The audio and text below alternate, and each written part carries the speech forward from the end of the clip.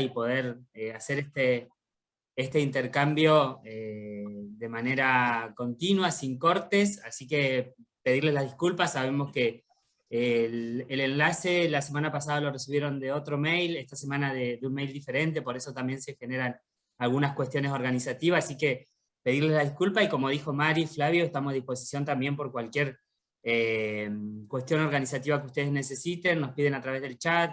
Flavio compartió ahí el mail para que ustedes puedan comunicarse con nosotros por cualquier circunstancia que necesiten, los materiales, las certificaciones, así que nada, nosotros queremos que aprovechen a lo máximo esta jornada de formación con Rebeca, que viene trabajando con nosotros desde el año pasado. Agradecerle también a Rebeca la predisposición y la paciencia de la semana pasada, la verdad que muchas gracias. Y bueno, dejarlos ya con Flavio, con Rebeca, para que puedan disfrutar de esta jornada de formación que es absolutamente enriquecedora. Muchas gracias.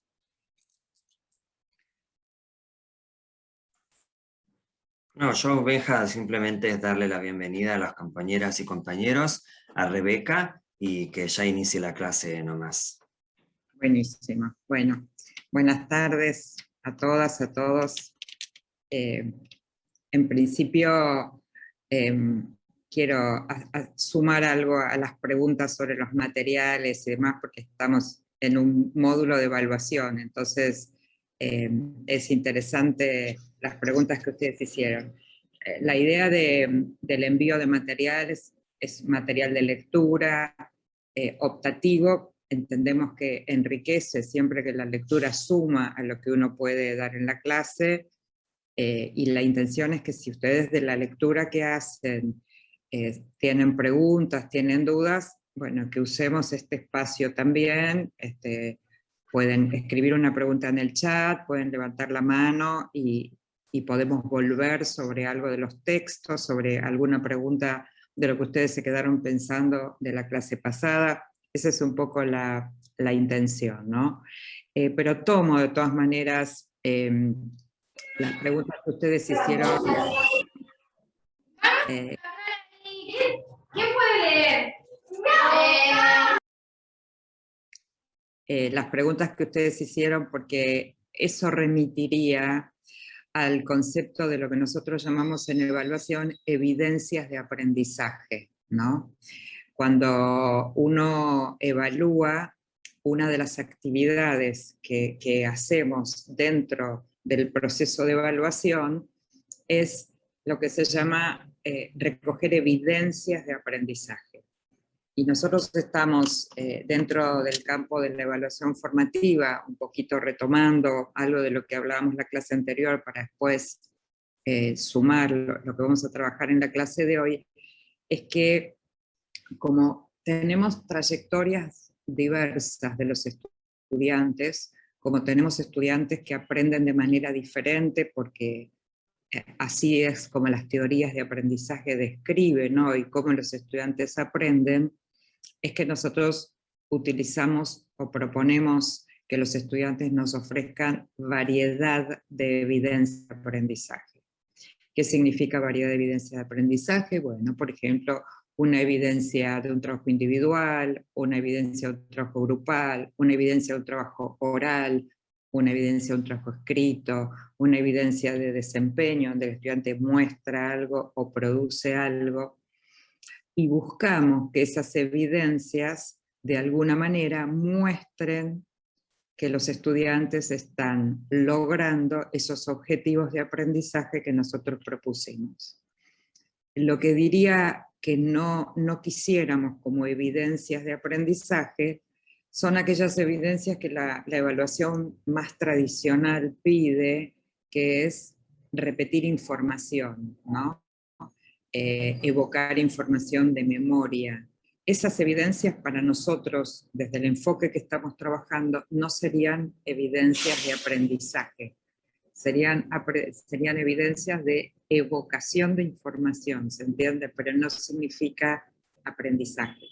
Cuando yo quiero saber si ustedes, por ejemplo, han comprendido o han logrado distinguir la evaluación tradicional de la evaluación formativa, por supuesto que podrías hacerles una pregunta y ustedes responder a la pregunta que podrían haber estudiado de memoria. Pero eso no significa que ustedes comprendan, o sea, no hay evidencia, ¿no?, que han comprendido la diferencia entre una evaluación y otra. ¿Cuál sería una evidencia entonces sí pertinente? Bueno, por ejemplo, yo les repartiría, si estaríamos, por ejemplo, ahora en una clase presencial, les repartiría varios instrumentos de evaluación, varios ejercicios de evaluación, y les pediría que ustedes distingan cuáles corresponden a una evaluación tradicional y cuáles corresponden a una evaluación formativa, alternativa, y que fundamenten, expliquen con sus propias palabras, utilicen las fuentes de información de los autores que leyeron. Esa sería una evidencia de aprendizaje.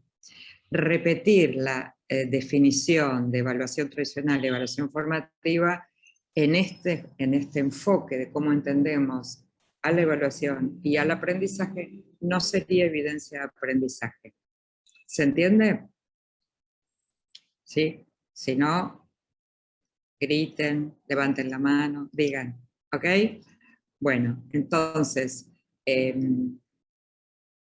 partiendo de la idea de evidencias de aprendizaje, yo quiero compartir y avanzar un poquitito en el tema que vamos a trabajar hoy, que son los asistentes de la evaluación. O sea, que nos ayuda justamente a, por un lado, recoger evidencias de aprendizaje para poder evaluar y también poder trabajar. Nosotros cuando recogemos evidencias, lo que tenemos que hacer es analizarlas e interpretarlas. ¿Qué necesitamos para analizar las evidencias que recogemos nuestros estudiantes? Tener claramente identificados los criterios de evaluación. ¿Está bien? Digo, saber qué importa mirar de la producción de un estudiante. Voy a dar un ejemplo. Yo pido un texto escrito de los estudiantes y un criterio de evaluación de ese texto escrito puede ser la capacidad para argumentar. ¿Está bien? Ese es un criterio con el que yo voy a mirar la producción de los estudiantes. Como va a haber producciones de distinto nivel de calidad, no todos van a ser, por ejemplo, excelentes, no todos van a ser muy buenos, no todos van a ser buenos. Voy a usar algunos instrumentos de evaluación, como que las llamamos nosotros asistentes de evaluación, como las listas de cotejo, las rúbricas, protocolos, cuestionarios, que nos van a ayudar a hacer ese análisis e interpretación de los criterios de evaluación. Para empezar a hacer este recorrido y recuperando conceptos de la clase anterior y de los que leyeron el texto, vamos a hacer un ejercicio. Vamos a hacer un ejercicio, significa que les voy a dar unos minutos para que ustedes piensen, lean estas frases, ahora les voy a explicar qué, con dos posibilidades, que escriban en el chat los que quieren, algunas ideas respecto a lo que yo les voy a proponer, o que alguien, por supuesto, levante la mano y le abramos la posibilidad de que lo diga oralmente. Acá hay 4 frases que hemos tomado de frases que oímos muchas veces en las aulas, y que cada una de estas frases tiene por debajo una concepción de evaluación diferente. Algunas tienen más que ver con una concepción más tradicional y otras tienen que ver con una concepción alternativa de proceso, de recorrido.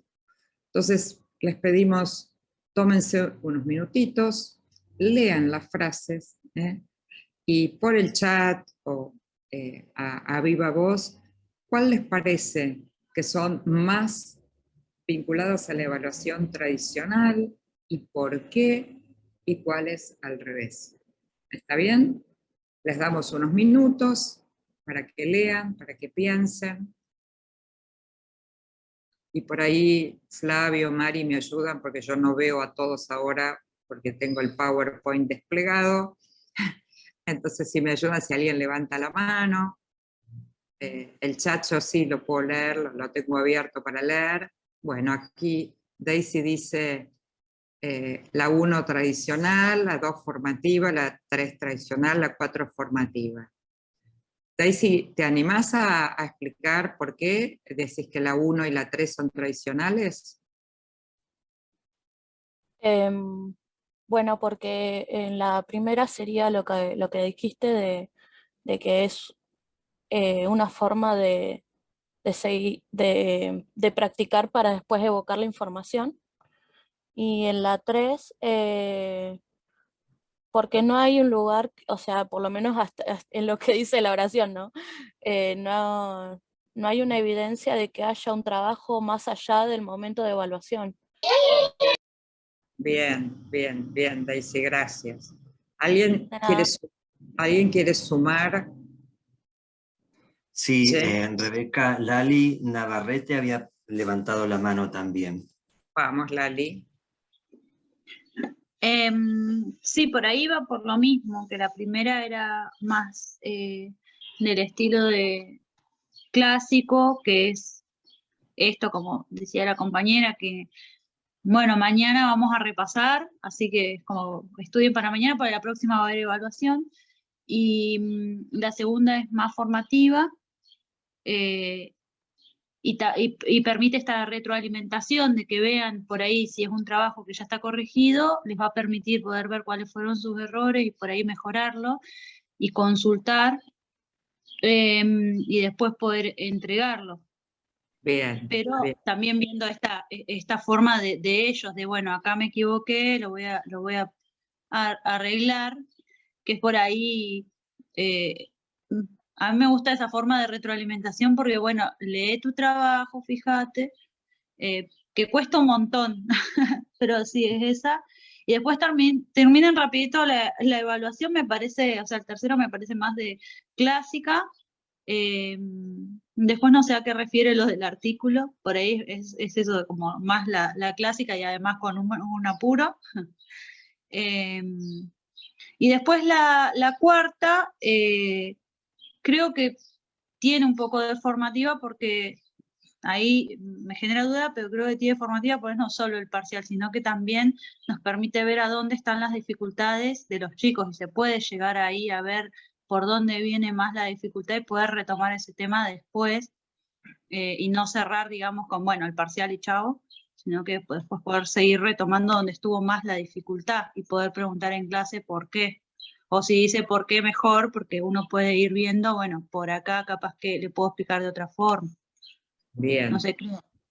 bien, muy bien, gracias. ¿Alguien más tiene levantado la mano allí? Sí. Sí, Jenny había puesto algo en el Sí, chat, eso pero por ahí. lo recogí. Sí, Bien. sí. Y Sebastián también había levantado la mano. Ahí lo veo, está levantando la mano. Sebastián, ¿querés Hola, sumar algo? hola, ¿cómo andan todos? Sí, voy a la línea de la compañera. 1 y 3, tradicional, creo que la 3 tiene que ver con como una especie de premio, si hacemos bien la evaluación y cumplimos con lo que tenemos pactado, tenemos como un premio. Yo particularmente 1 y 3 no me gustan. 2 y 4 claramente formativa, permite la retroalimentación, el feedback entre el docente y el estudiante, de charlar cómo va su aprendizaje, cómo va su trayecto. Y yo soy también de la línea del punto 4, de que ellos también me cuenten cómo les resultó esa evaluación, si les gustó, qué dificultades, cómo yo, desde mi rol docente, los puedo ayudar y ellos me ayudan a mí también como docente a lograr una evaluación formativa. Así que para analizar, la 2 y la 4 muy interesante. Bien, muy bien, muchísimas gracias. Ustedes fíjense que en la 1 está claramente mostrando la división que hay entre enseñanza y evaluación, ¿sí? En la evaluación tradicional, la evaluación va al final de la enseñanza y bien separada, ¿no? Por eso esa frase, mañana no seguimos, ¿no? Vamos a hacer como un paréntesis y vamos a dedicarnos a ensayar, a prepararnos para una prueba, cuando en realidad nosotros hoy desde el enfoque que estamos trabajando de evaluación, pensamos la enseñanza y pensamos también la evaluación, porque la evaluación no es solamente una prueba escrita, ¿está bien? La evaluación tiene muchas más funciones que solamente la acreditación o la calificación. Y también, como recién planteaban, esa idea de saquémonos de encima rápido la evaluación para hacer cosas interesantes, ¿no? O sea, la evaluación no es interesante en esta perspectiva. Nosotros estamos abonando la idea de que los espacios de evaluación sean espacios también de aprendizaje, no connotados con ansiedad, angustia, miedo, sino como maneras de aprender, ¿no? En la 2 y en la 4 ustedes plantean, digamos, está la idea de retroalimentación, está la idea de que el estudiante pueda mirar su propia producción, autoevaluar, darse cuenta por qué hizo lo que hizo, cómo lo hizo, qué le resultó fácil, qué le resultó difícil. Lo que pasa es que son prácticas que se practican poco. Entonces, en la medida que no se practiquen lo suficiente y que los estudiantes se apropien de estas prácticas, no siempre son muy útiles. Es decir, hacer esta pregunta, digan qué les resultó fácil o difícil, hacerlo, por ejemplo, 3 veces en el año, solo en un momento donde hay una prueba escrita, donde hay un examen, no contribuye a la apropiación de la herramienta de autoevaluación como una herramienta que me permita a mí aprender sobre mi propio proceso de aprendizaje. Por eso nosotros vamos a recorrer entre la clase de hoy y la clase próxima estas cuestiones que tienen que ver con las prácticas de autoevaluación, las prácticas de retroalimentación entre pares o prácticas de coevaluación y el uso de algunas herramientas que nos ayuden a ofrecer retroalimentación, ¿sí?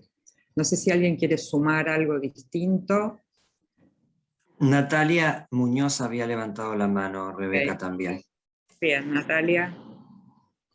No, nada más agregar a esto que en realidad lo que vos estabas hablando era de cómo se cortaba, ¿no? La prueba queda como fuera de todo lo que se está haciendo.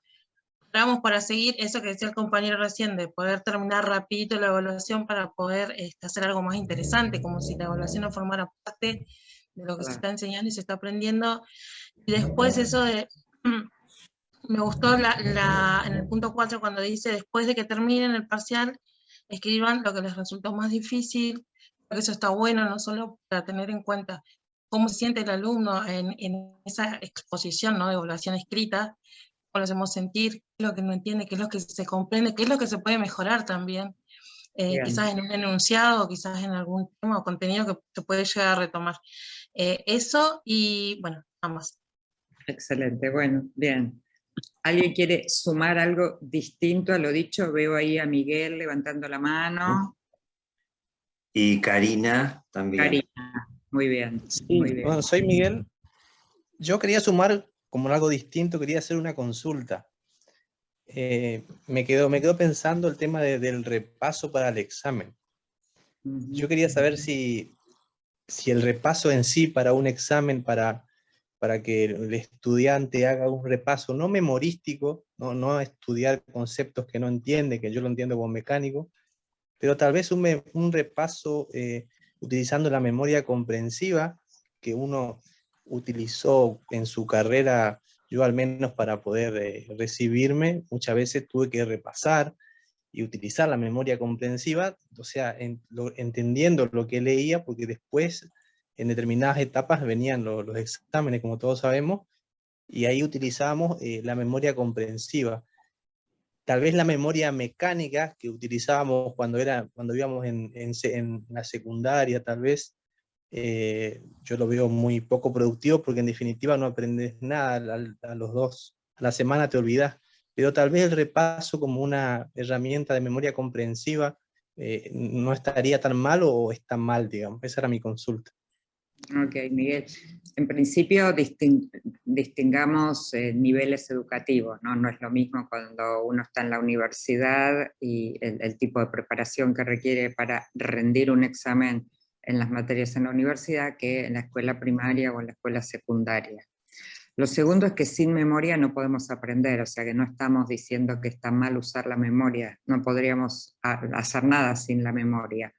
Pero uno podría pensar en por qué necesitamos decir vamos a repasar para la prueba. En todo caso, ¿por qué no una actividad como tantas otras que hacemos, donde el propósito es que el estudiante, digamos, en términos genéricos diría, está haciendo una revisión, pero lo que nosotros queremos es que aprenda más y mejor.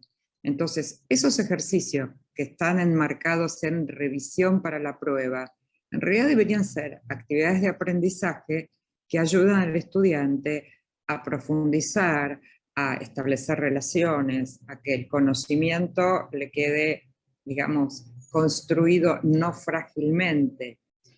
Pero el uso tradicional de repasemos para la prueba significa que hay que hacer un entrenamiento como especial para la prueba.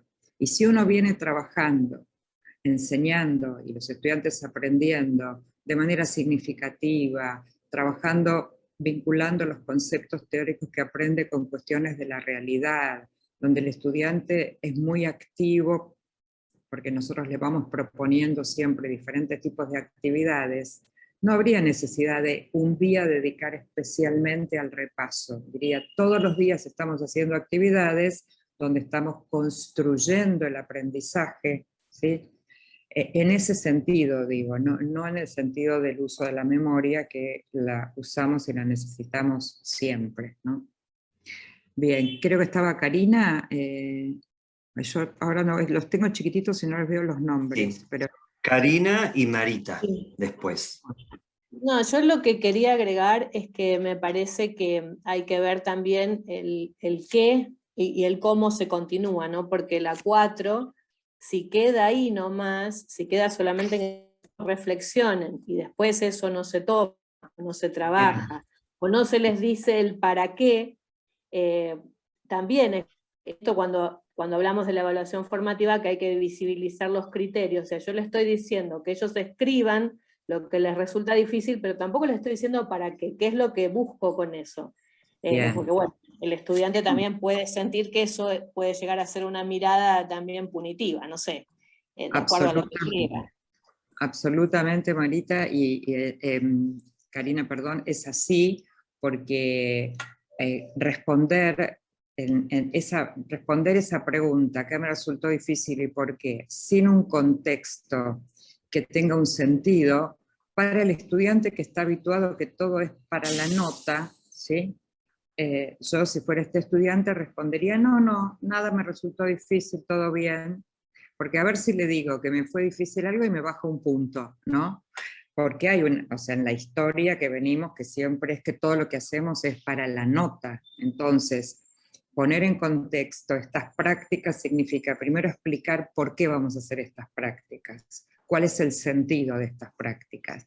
Y después, ¿qué voy a hacer yo con las respuestas? ¿Qué hago con las respuestas? Bueno, entonces decirles, miren, cuando ustedes escriben por qué les resultó difícil, o qué les resultó difícil, o qué les resultó fácil y demás, ustedes me están dando pistas a mí para saber cómo seguir enseñando. Ustedes me están diciendo que a lo mejor algo que yo pensé que era muy fácil, a ustedes les resultó difícil, y entonces debería buscar otra estrategia o agregar otra clase sobre el tema. Todo esto debería formar parte de esto que planteas, Karina, de transparentar, poner en contexto, explicar su sentido, ¿no? Para que estas prácticas se vayan haciendo prácticas más habituales para los estudiantes y aprendan o se den cuenta que hay que desligarlas de las calificaciones, que no tiene que ver con la calificación, esas reflexiones, esas miradas de autoevaluación sobre su propia producción. ¿Está bien? Muy bien. Marita.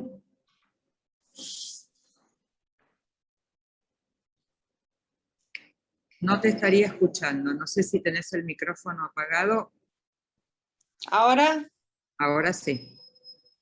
en realidad yo lo que planteo es en qué momento nosotros podemos generar un debate entre los chicos, ¿no? Sobre concientizarlos a ellos sobre lo que es una evaluación, qué es lo que piensan ellos sobre por qué son evaluados, por qué creen ellos que la evaluación es importante para la nota, en qué momento destacamos sus fortalezas y sus debilidades, ¿no? Con respecto a eso. O sea, en qué momento nosotros generamos ese debate de la evaluación con ellos, ¿no?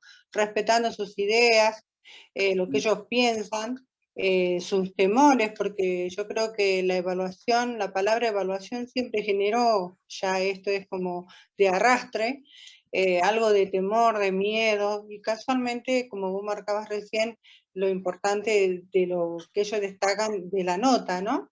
Porque la nota va al boletín, porque la nota me posiciona en un lugar. Siempre esos son, yo como mamá de 2 adolescentes, es lo que escucho diariamente y sí, yo muchas veces lo he pensado también, ¿no? En qué momento nosotros podemos generar ese debate, digamos, que es como un espacio para que los chicos opinen, den su punto de vista, más allá de trabajar la evaluación en sí, ¿no? Ok. En principio, Marita, es ser muy cuidadosa de no usar la palabra evaluación como sinónimo de prueba, porque ahí estaríamos otra vez en el modelo tradicional. La evaluación es mucho más que una prueba. Cuando yo digo evaluación, digo diagnóstico, en el sentido de saber dónde están mis estudiantes y hacia dónde tienen que avanzar. Cuando digo evaluación, digo dar cuenta del proceso, del recorrido que está haciendo el estudiante. Cuando digo evaluación, digo de la necesidad del estudiante de desarrollar habilidades del aprender a aprender para poder avanzar en sus aprendizajes.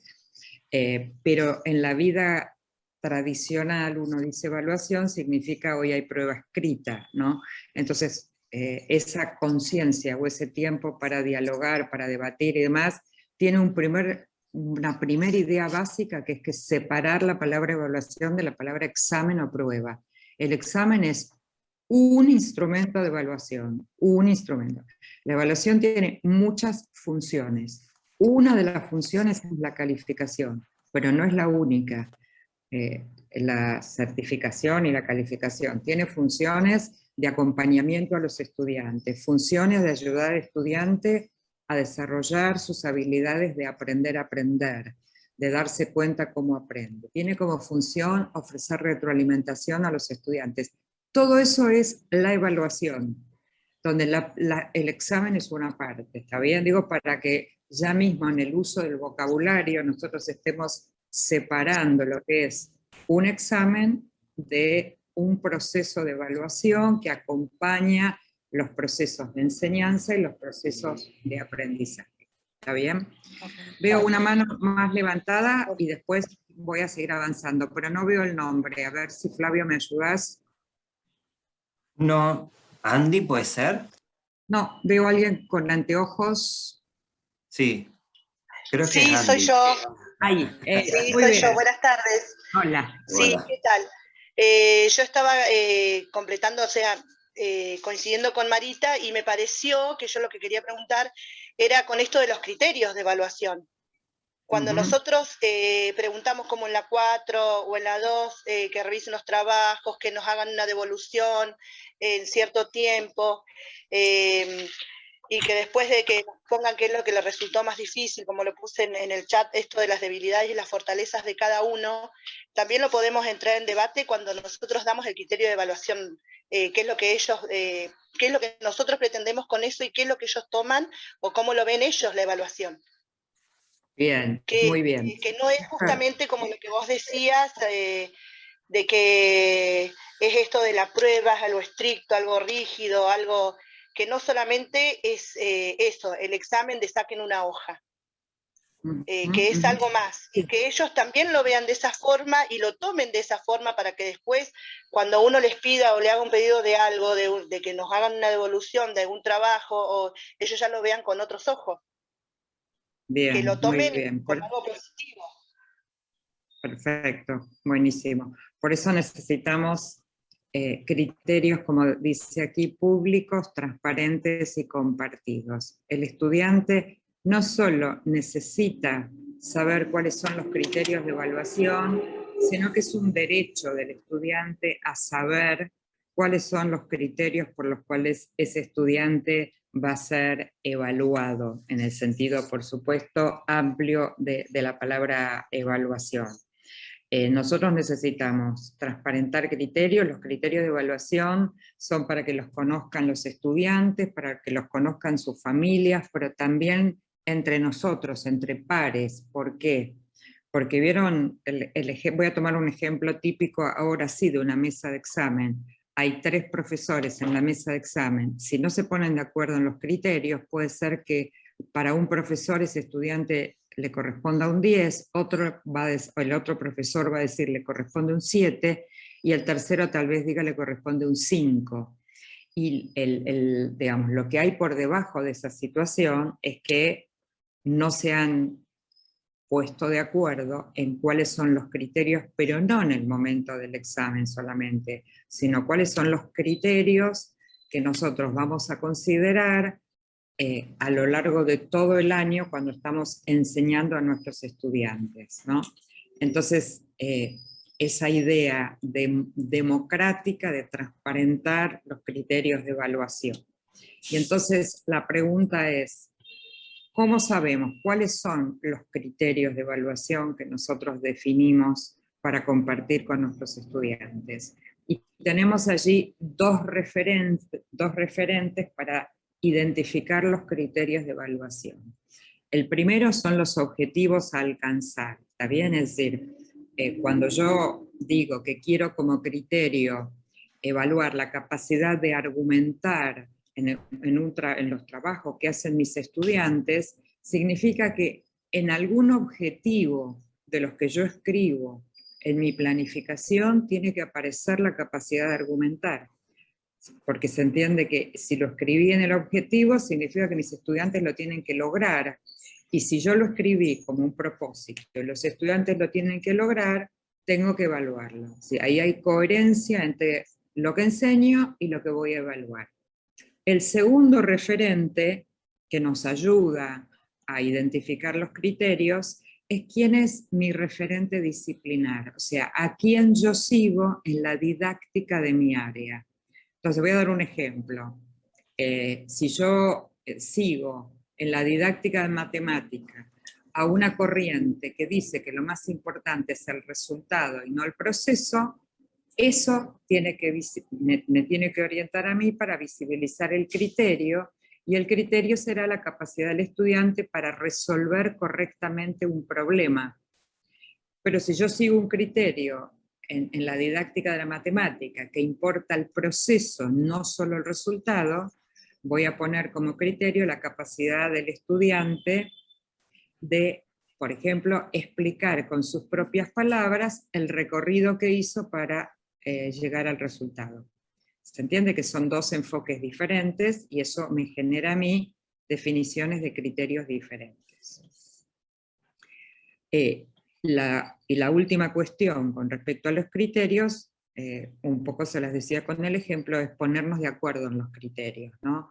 Y nosotros tenemos muchos criterios que si yo se los enunciara, y acá hay seguramente profesores, maestros de muchas áreas disciplinares diferentes, ustedes coincidirían. Por ejemplo, yo digo, me interesa como criterio evaluar la capacidad de comunicar ideas, ¿no? ¿Cuántas materias, por ejemplo, estarían de acuerdo en que esa es una capacidad muy importante para evaluar? Muchas. Entonces estaría bueno que nos pongamos de acuerdo y evaluemos a nuestros estudiantes, por ejemplo, con un criterio que tiene que ver con la capacidad de comunicar ideas en muchas materias o en muchas áreas.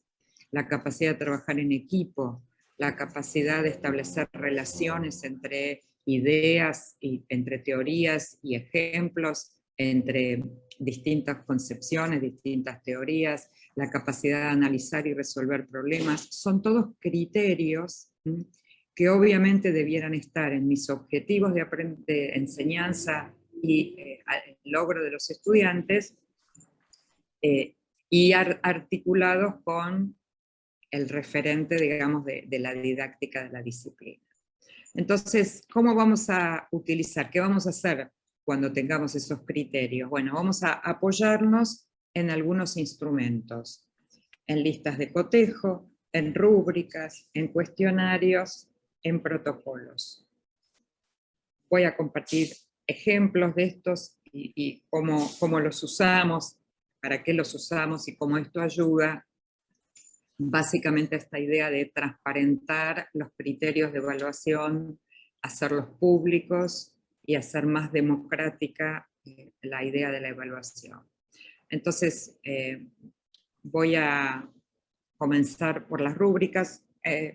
Entiendo que ustedes conocen rúbricas, algunos seguramente usan rúbricas. Yo igual ahora voy a mostrarles algunos ejemplos, pero las rúbricas básicamente intentan comunicar aquello que el estudiante tiene que alcanzar como meta. La rúbrica también nos sirve como un dispositivo para dar retroalimentación a los estudiantes. La rúbrica también nos permite que el estudiante aprenda a autoevaluarse y evalúen entre pares, pero también la rúbrica puede ser una rúbrica de corrección para calificar, ¿no? Ahora yo les voy a mostrar variedad de ejemplos. ¿De dónde nace la rúbrica? De la famosa y bien conocida lista de cotejo. O sea, nosotros hemos aprendido, la mayoría de todos nosotros, cuando nos hemos formado, a usar listas de cotejo. Fíjense, ¿qué es una lista de cotejo? Esto, acá dice el criterio. ¿Cuál es el criterio que voy a evaluar en los estudiantes? Su capacidad para generar y registrar, por ejemplo, datos e información. ¿Qué tengo que hacer en la lista de cotejo? Marco con una crucecita si esa capacidad es muy buena, es regular. ¿Sí? Esa es la clásica lista de cotejo. ¿Qué problema tiene esta lista de cotejo? ¿O qué le falta? Supónganse que yo marco, genera y registra datos e información bueno. ¿Qué quiere decir bueno? Y tengo 30 estudiantes. Es probable que nos pasemos toda una clase discutiendo qué es bueno para mí y qué es bueno para el otro. Porque no hay ninguna explicación, no hay ninguna descripción de qué es generar y registrar datos e información de manera muy buena, ¿no? Entonces, este es el problema que tiene la lista de cotejo. Una manera de salvar ese problema es, si el estudiante puso, por ejemplo, genera y registra datos e información, y él se marcó como bueno, supongamos que lo usa como autoevaluación, pedirle una evidencia de su trabajo que muestre que generó y registró datos e información según su criterio, que es bueno. Entonces le pido una evidencia de su trabajo. Esa sería una manera de salvarlo. Ahora fíjense, esto es lo mismo que el anterior, pero convertido en rúbrica. Arriba, a la izquierda está la capacidad. Genera y registra datos e información. Ese es el criterio. Igual que lo tenía acá, ¿sí?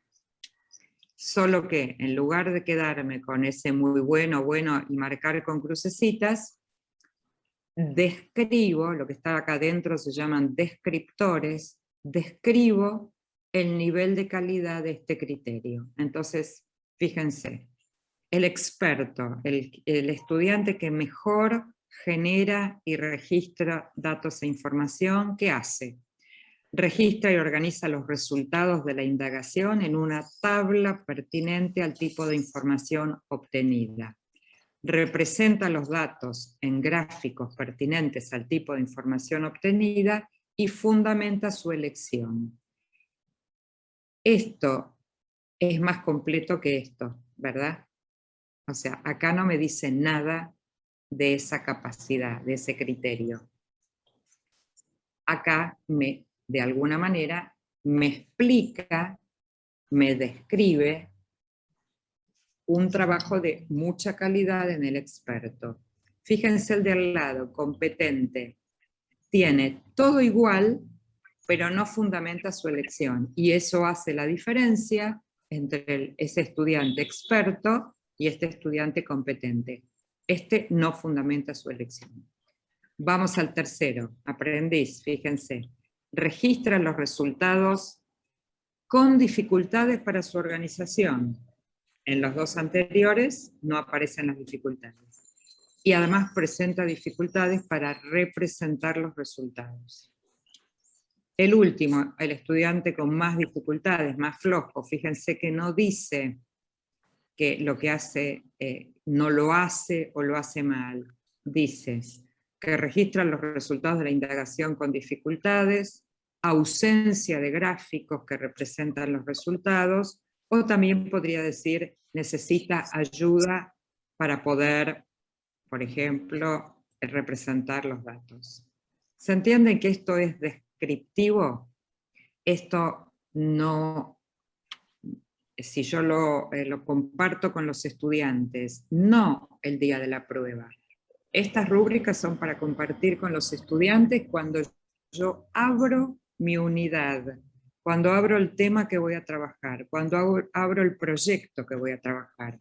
Compartimos la rúbrica, la analizamos, la probamos, por ejemplo, yo me puedo guardar trabajos de mis estudiantes de este año, les quito el nombre, por supuesto, y les digo, miren estos ejemplos, les doy 3 ejemplos y les digo, analicen estos 3 ejemplos a la luz de la rúbrica, sean ustedes evaluadores de estos trabajos de estudiantes utilizando estas rúbricas, ¿sí?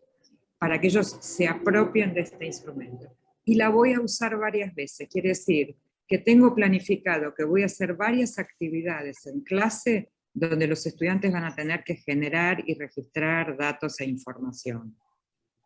Se entiende que es más complejo que la lista de cotejo.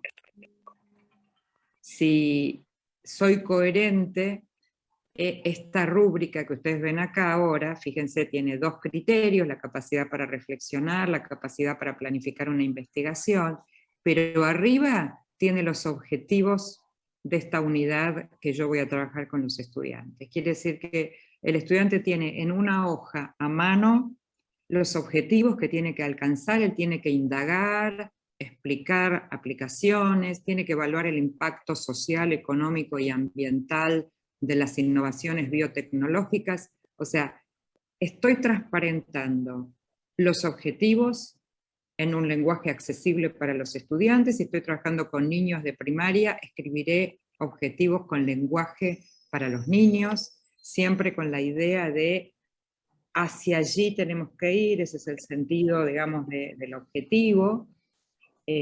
Los criterios de evaluación, miren, para esta unidad, para este proyecto en el que estamos trabajando, los criterios de evaluación van a ser la capacidad que ustedes tengan para reflexionar, la capacidad para planificar una investigación, por supuesto puede haber 2 o 3 más. Y estos son los niveles de calidad. ¿Para qué? Para que ustedes, por un lado, puedan autoevaluarse, pero además yo voy a usar la misma rúbrica para evaluarlos a ustedes, evaluar las producciones de ustedes. ¿Se entiende esa idea de vamos a estar mirando lo mismo, ustedes estudiantes y nosotros profesores? Y para eso nos sirve la rúbrica. Por supuesto, acá a la derecha tengo una columna para comentarios, puede ser la retroalimentación, o puede ser, muchas veces nosotros pensamos que el mejor estudiante es el que aporta ejemplos, argumentos, etcétera, pero de repente nos encontramos con algún estudiante a lo mejor que supera, que hace algo más que eso. Entonces lo puedo poner también aquí en comentarios. ¿Se entiende el sentido de la rúbrica? Yo voy a parar un minutito antes de seguir avanzando. ¿Hay alguna pregunta, algo que no está claro? Porque este es un instrumento muy potente en términos de transparentar criterios, de hacer partícipe al estudiante, de democratizar, dejar que la evaluación tenga esa parte oculta, que solo lo sabe el profesor. Ese es el sentido, no es un tema técnico, o sea, por supuesto después se traduce en un cuadro de doble entrada, pero el sentido básicamente es un sentido que nos ayude a transparentar los criterios de evaluación. No sé si Sebastián y Marita tienen la mano levantada de antes o tienen alguna pregunta ahora con respecto No. A la Lo levanté rúbrica. recién. Ok. Sebastián? Sí, me pasó este año en el instituto, en práctica, reflexión de la práctica docente, que me evaluaron a través de rúbrica y la verdad que es un muy buen instrumento de evaluación. Yo quedé muy conforme porque, bueno, estaba claro hacia dónde iba la evaluación. Así que a mí, yo no la incorporé nunca, no he tenido posibilidad de hacerlo, porque, bueno, estoy en la dirección hace muchos años, pero sí que me evaluaron este año con rúbricas y sí, dejan claro todo, todo el proceso evaluativo, así que me gustó. Buenísimo, Sebastián. Aún si dejara todavía alguna duda, porque no hay instrumento perfecto, digamos, de evaluación en términos, digamos, de objetividad, pero es muchísimo más transparente. Yo tengo claro qué van a mirar de mi producción, ¿sí? Y entonces eso transparenta y eso genera también ese bienestar que seguramente sentiste cuando fuiste evaluado de esa manera, en lugar de arbitrariamente, donde te ponen una calificación y no sabes cómo se llegó a esa calificación, ¿no? Bien, muy bien. Marita, no sé si tu mano es de antes o es de ahora.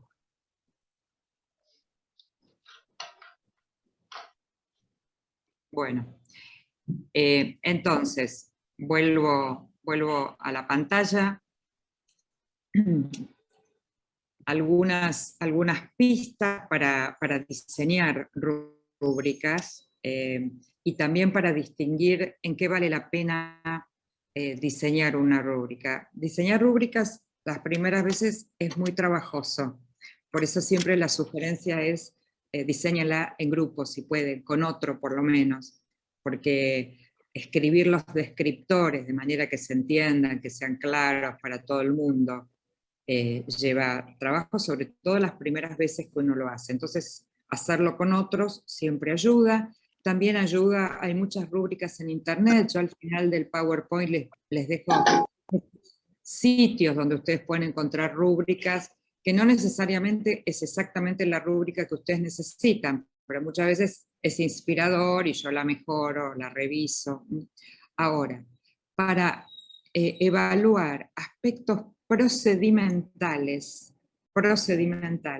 no necesito hacer una rúbrica. Todas las materias tienen alguna parte procedimental, algunas materias más que otras. Voy a darles un ejemplo. Para saber, por ejemplo, cuántos centímetros salta un estudiante o metros en alto, no necesito una rúbrica. Una buena lista de cotejo dice, el estudiante salta entre 10 y 20 centímetros, entre 20 y 40, entre 40 y 60, entre 60, se entiende, y marco con una cruz, y está muy bien, no necesito más nada. Las rúbricas las usamos para evaluar aspectos complejos del aprendizaje, por eso les daba esos ejemplos, capacidad de organizar las ideas, capacidad de comunicar las ideas, capacidad de analizar y resolver problemas, capacidad de argumentar, capacidad de establecer relaciones. Para todo eso uso rúbricas. Para si presenta en tiempo y forma un trabajo, la cantidad de veces que participa en un foro, bueno, todo eso alcanza perfectamente con una buena lista de cotejo. Y por supuesto yo puedo evaluar a los estudiantes algunos aspectos con una lista de cotejo, los más formales, los más procedimentales, y tener una rúbrica para los aspectos más complejos, ¿sí? Tengo rúbricas de producto. Por ejemplo, el estudiante hizo un video, el estudiante hizo una maqueta, el estudiante escribió un texto argumentativo. O tengo desempeños. Lo veo al estudiante usar instrumentos en el laboratorio. Lo veo al estudiante debatir en su grupo de trabajo. Ahí estoy observando y completando una rúbrica a partir de un desempeño, no de una producción. Importante la graduación de los descriptores, ¿no? Fíjense, si voy para atrás un minutito, fíjense, del experto al habilidoso, yo les había dado como ejemplo que el salto es que aporta opinión personal. Del habilidoso al aprendiz, acerca de, fíjense, aporto ejemplos y argumentos, dice el habilidoso, y el aprendiz dice, aporto ejemplos o argumentos.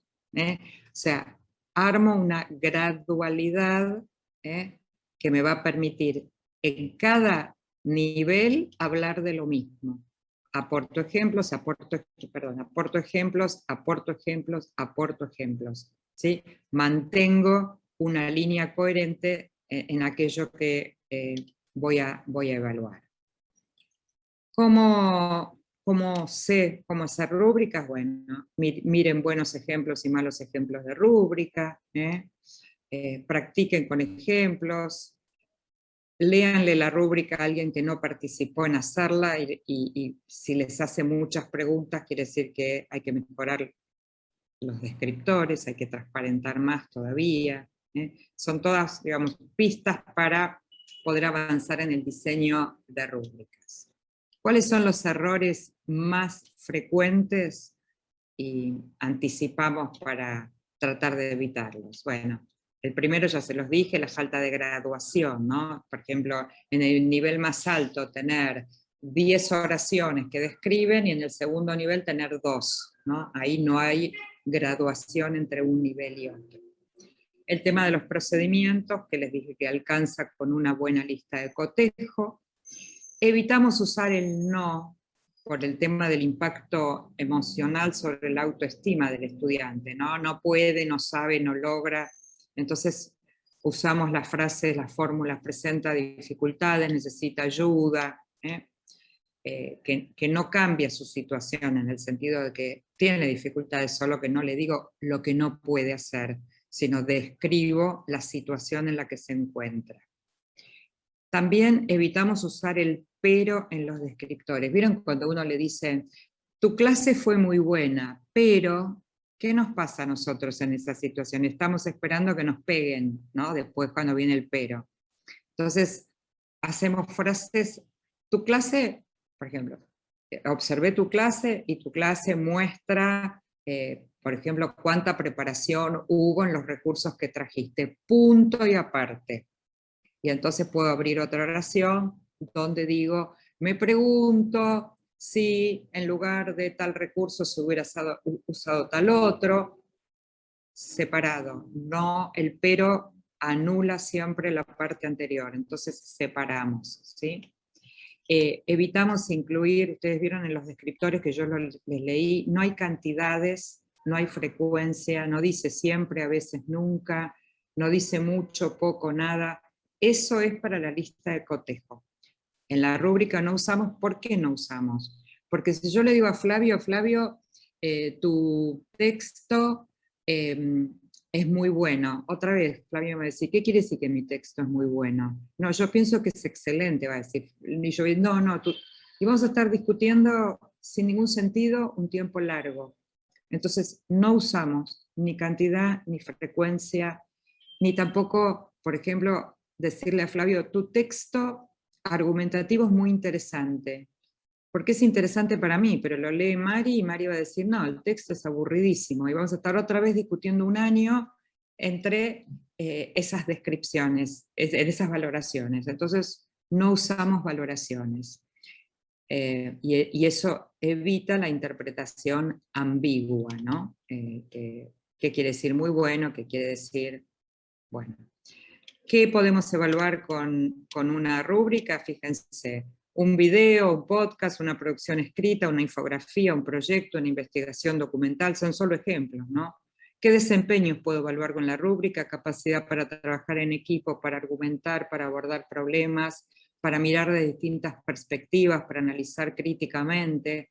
Todo esto puedo evaluar con una rúbrica. Acá tienen el listado de sitios de rúbricas, hay muchísimos más, yo solamente les pongo algunos. El que más se usa es el primero, que se llama Rubistar, que tiene rúbricas de todas las materias, de todos los niveles educativos, solo que, advertencia, muchas de las rúbricas que tienen el título de rúbricas son listas de cotejo y otras son rúbricas.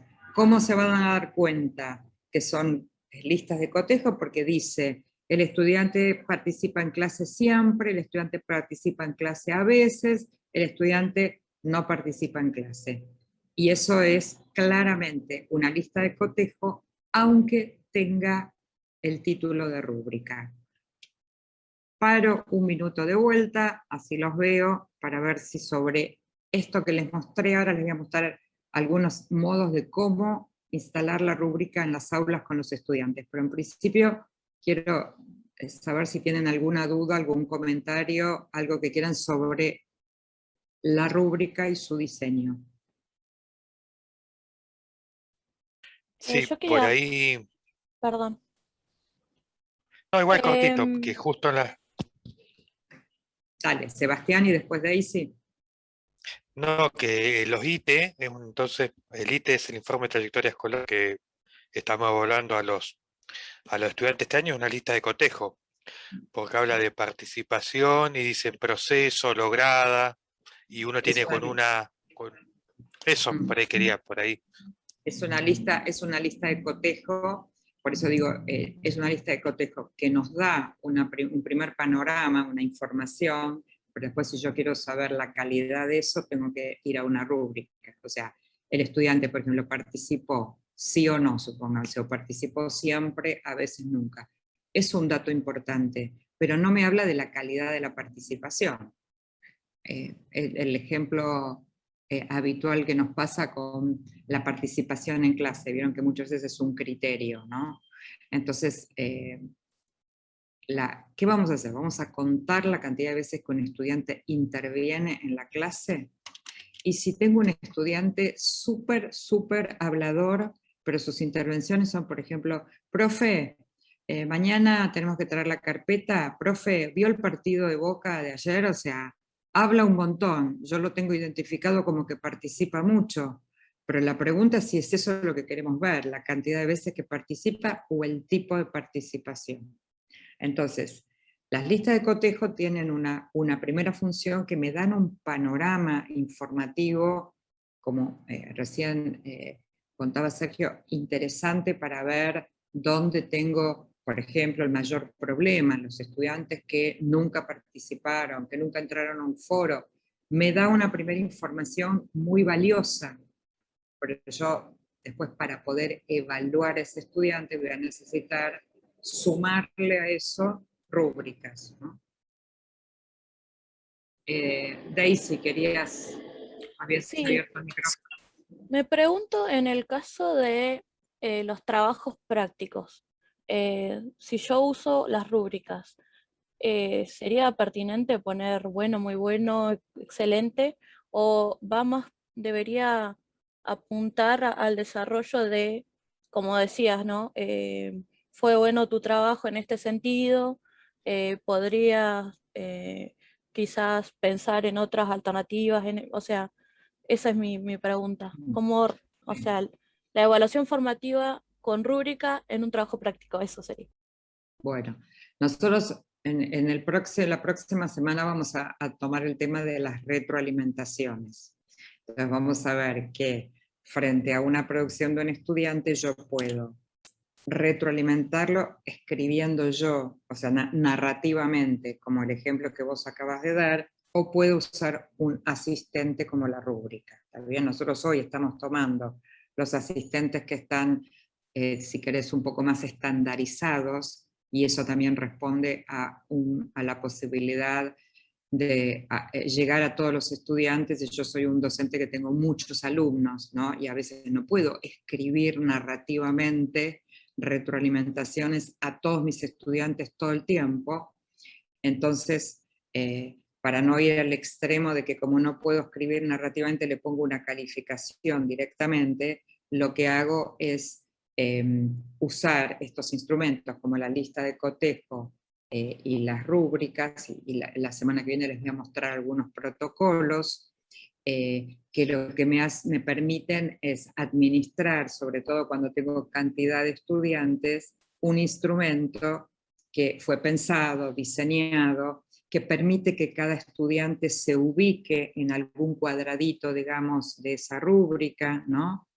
Y que me permite además discriminar. Yo les voy a mostrar ahora cómo lo usamos para calificar, a pesar de que las rúbricas no se crearon para calificar, pero cómo los profesores en el uso cotidiano la usan para calificar, y allí uno diría, si en algún momento yo necesito usar una rúbrica para calificar, lo que diría es que esa misma rúbrica que usamos durante las 3 semanas, por ejemplo, que duró la unidad o el proyecto, se use sin calificación, y solo al finalizar se devele, digamos, la calificación. Yo se los voy a mostrar ahora en un minutito, voy a volver al PowerPoint y se los voy a mostrar.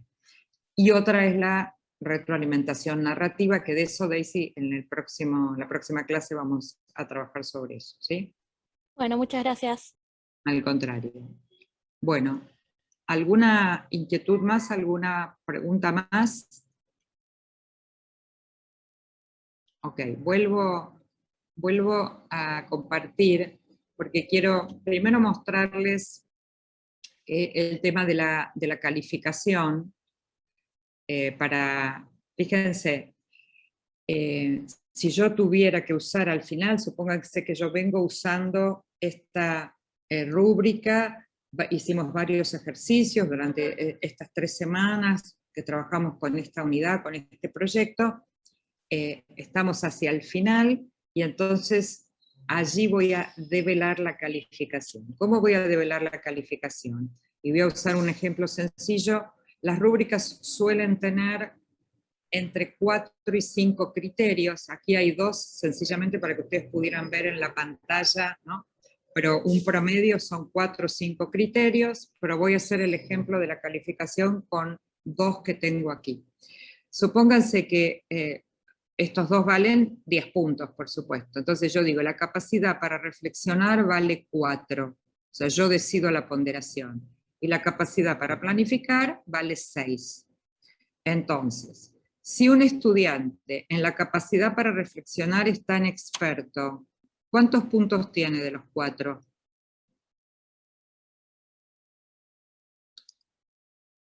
Los 4. Muy bien, los 4. Si estuviera en habilidoso, ¿cuántos tendría? 3/4. Como 3/4. 3, 2 y 1, ¿está bien? Abajo, la capacidad para planificar una investigación valía 6, el experto tiene 6, el otro tendrá 4, el otro tendrá... ¿Qué me permite esto? Fíjense, supónganse, Daisy tiene 4 en la capacidad para reflexionar porque está en experto, ¿sí? Y en planifico está en habilidoso. Quiere decir que Daisy tiene un 8. ¿Sí? Perdón, Daisy tiene, sí, un 8, 4 y 4. ¿Sí? Ahora,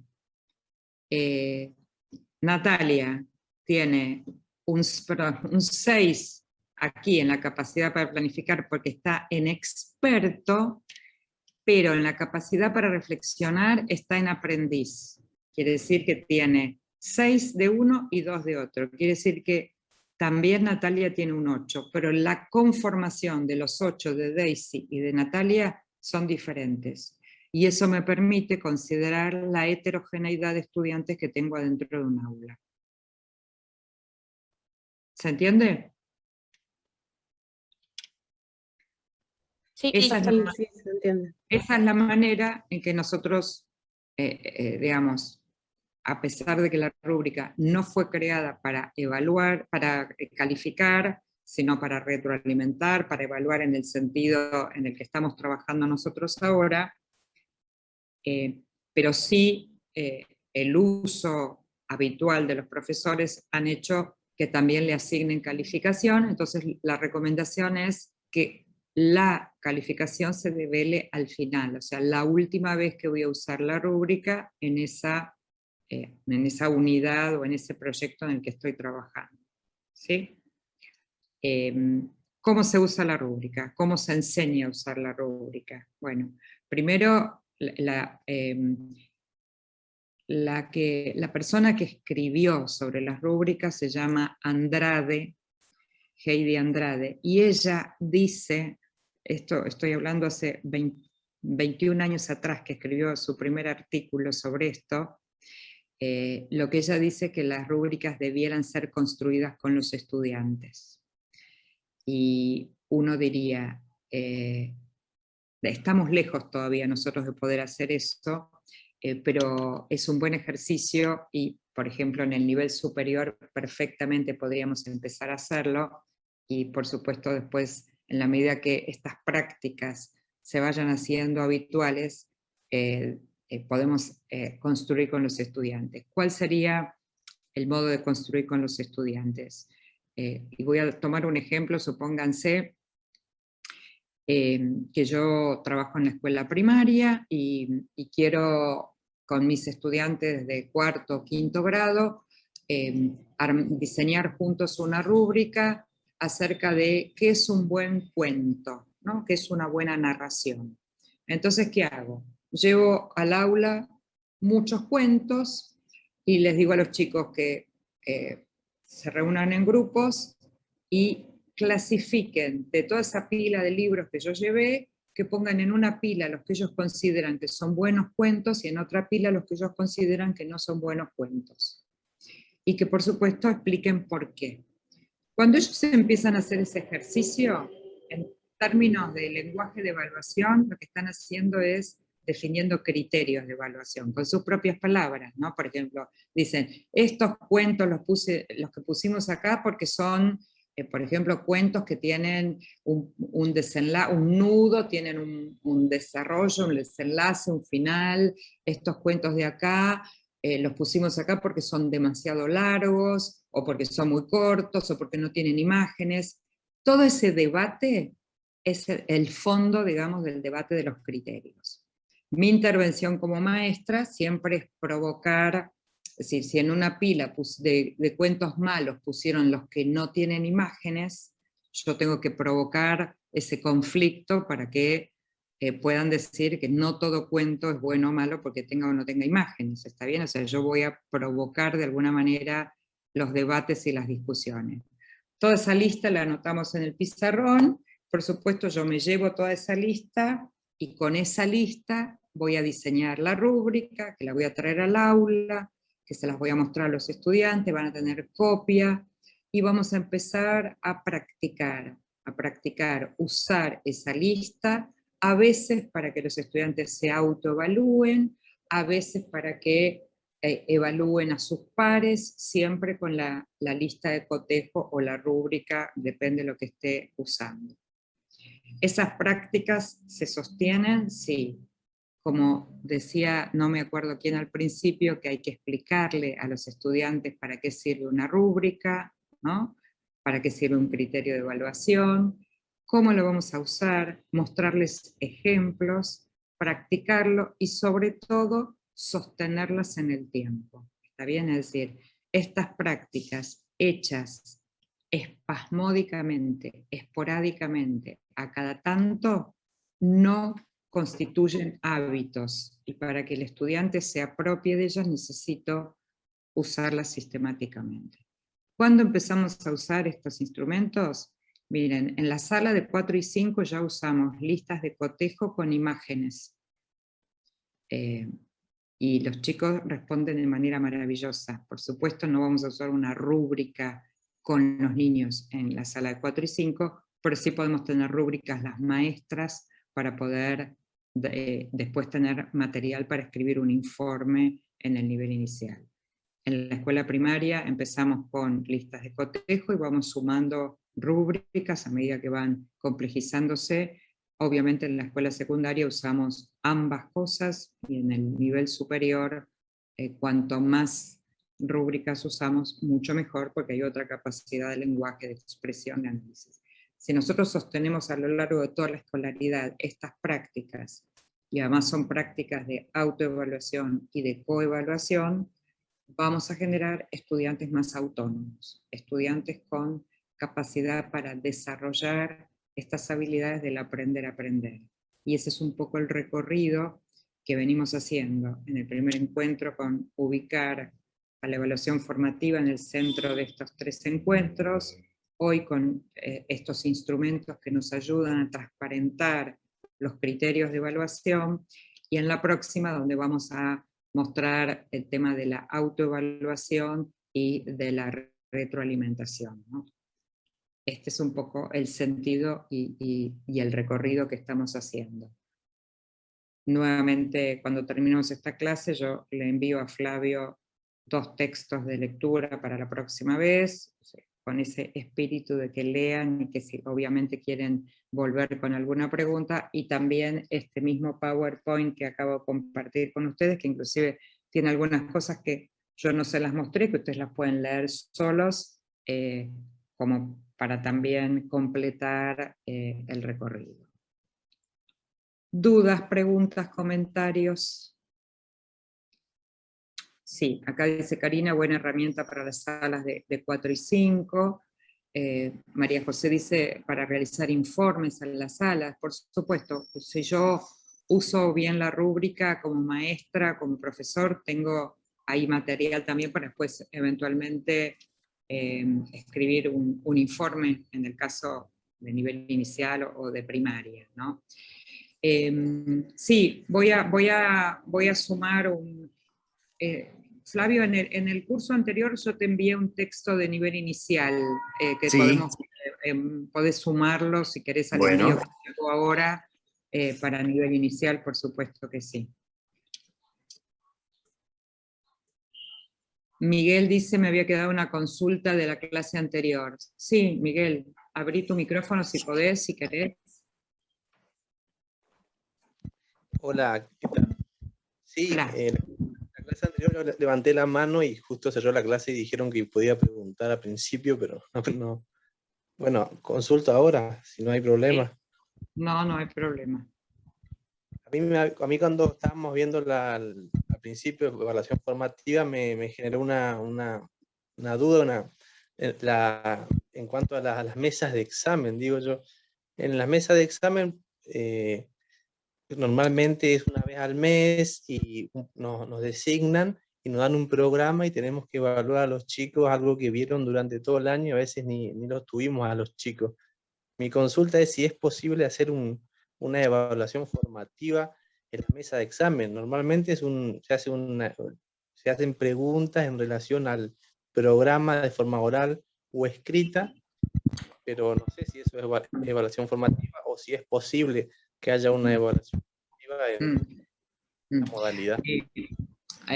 La mesa de examen es claramente una evaluación sumativa, es una evaluación de final de recorrido, de final de proceso, y como es al final, no tiene posibilidad de volver para atrás, a diferencia de la evaluación formativa, que como yo la hago durante el recorrido, puedo volver para atrás tantas veces como necesite, y puedo además reorientar al alumno, que supónganse en la mitad del proceso le doy retroalimentación, donde en la retroalimentación lo oriento para que mejore su trabajo, el estudiante tiene todavía oportunidad de mejorarlo.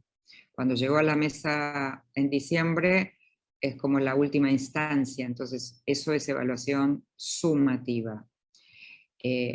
¿Cómo podría constituirse en un momento formativo? No es que va a ser una evaluación, pero en un momento formativo, sí, lo que se produce en esa escena de mesa de examen no es definitoria. Quiere decir que si el estudiante, por ejemplo, no le fue bien, se le ofrecen orientaciones en esa mesa, pero orientaciones que no es vuelva en marzo y estudie más. Eso no es ninguna orientación, ¿se entiende?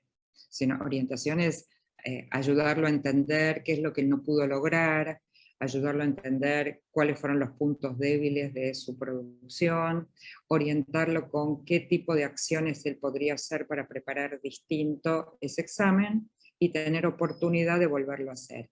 Ese momento sería formativo dentro de la evaluación sumativa. ¿Se entiende? pero la mesa de examen así clásica planteada es evaluación sumativa, evaluación final.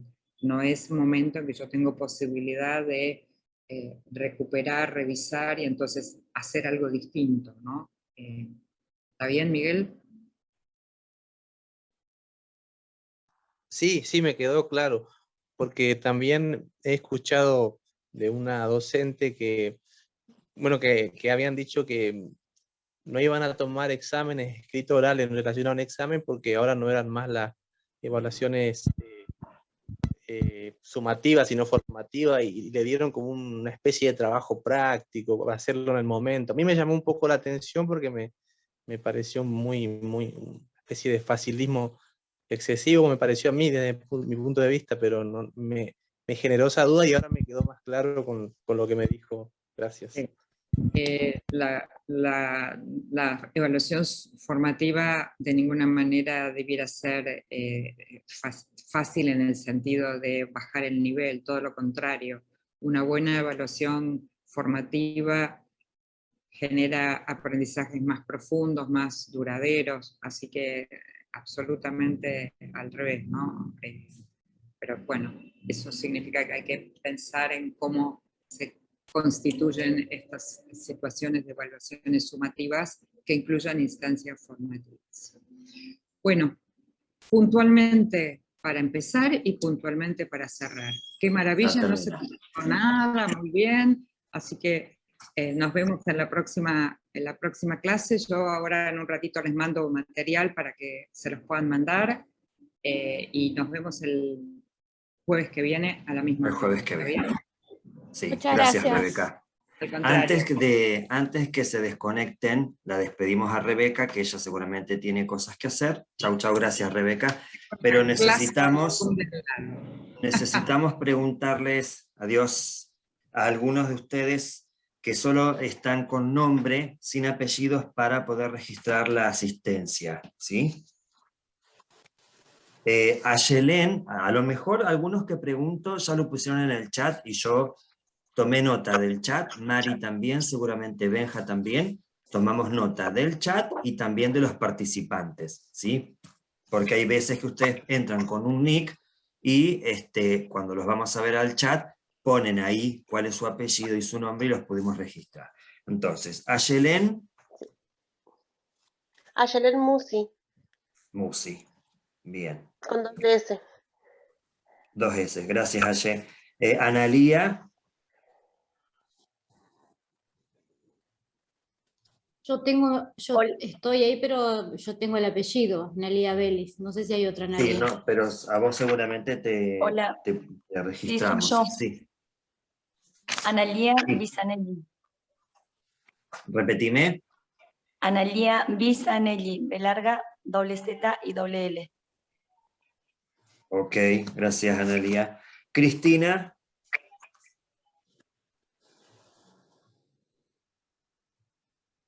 Torres.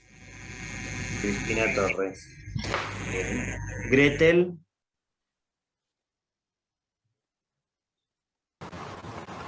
Gretel Capato. Yo lo puse en el chat. Ah, bueno, entonces seguramente... Sí, ahí lo vuelvo a poner. Ahí está. Ahí puse. Sí, sí, lo tenía. Bueno, bien, gracias. Y No, de nada. Mirta y Elba me falta. Mirta y Elba. ¿Qué tal? Buenas tardes. Mirta Robles. Robles. Y Hola, Elba. buenas tardes. Elba, lo anoté en el chat, pero te vuelvo bueno. a repetir. Elba Susana Hueche. Listo. Gracias.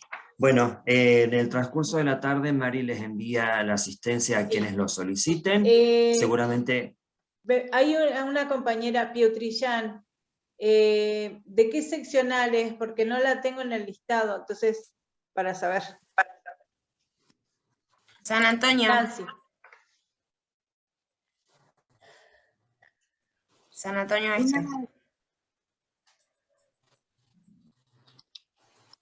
Hago una Bueno. consulta. Sí.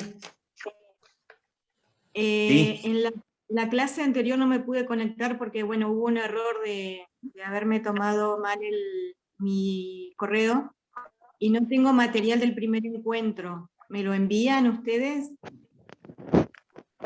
Bueno, ¿Qué apellido, Ayelén? Perdón. Muchas gracias. Elba era Mari. Elba. No, porque me sale Ayelén que está hablando. Ah, No, Elba. Elba era. Disculpen. Consulta. A mí no me llegan los links por mi Gmail. Y hoy me metí porque gracias a una compañera me lo pasó.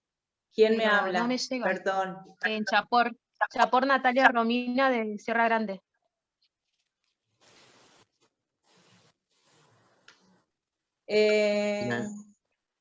Lo que podés hacer, Natalia, es mandar un mail al mail que puso Flavio, así Mari te puede registrar. Ahí lo volvemos a escribir en el chat. Si tienen esos problemas, escríbanos ustedes al mail, porque así nos llega correctamente, porque por ahí, por un punto, una coma, un guión medio, un guión bajo, nos da error el mail, y por ahí si tienen ese problema, escríbanos al mail que voy a poner ahora ahí abajo, y Dale, ahí me ustedes fijo. así lo recibimos, ¿listo? Dale, gracias. Hola, Una pregunta. ¿Almazán Vanessa, asistencia? Almazán Mariana Vanessa, quería saber si estaba anotada para la asistencia. sí, Vanessa. Solamente aquellas compañeras que consultamos, que no hay forma de saber, porque por ahí los conocemos, entonces anotamos la asistencia. Pero a otras compañeras o compañeros que no conocemos, es difícil para nosotros registrarlos, ¿sí? Solo los que preguntamos, los demás están todos anotados.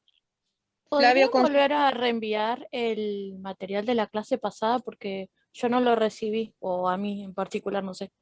Por favor. Bueno, no hay ningún problema de incorporar todos los materiales otra vez. Listo, gracias. Yo estaba levantando la mano, quería decirles Sí, una Karina. cosa. La vez pasada no pude ingresar.